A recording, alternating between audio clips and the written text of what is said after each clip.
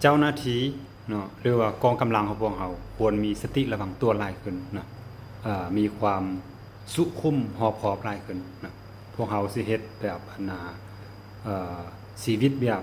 เรียบง่ายคือผ่านมายากแล้วเนาะเขาสิเอาความจริงใจของเราไปแลกเอาความคิดหลักของศัตรูสิ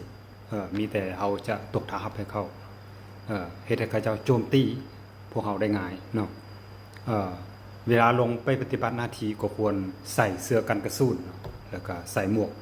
กันกระสุนเนาะให้มันหอบๆเนาะเพราะว่าเดี๋ยวนี้แม้นกลุ่มคนบุรีเขาได้ยับใหญ่เข้ามาในเมืองเนาะเพราะว่าถ้าพวกนี้มีทุนใหญ่อยู่เบื้องล่างเนาะสนับสนุนเขาก็จะปลุกระดม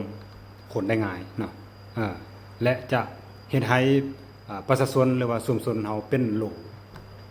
กันบ้างให้เขาเจ้าเนาะอันนี้มันอันตรายที่สุดเนาะแล้วจุดที่สำคัญมันยังถ้าเฮาบ่มีความสงบเนาะ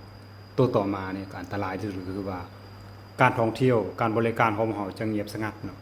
เศรษฐกิจของเฮาจะมีปัญหาทันที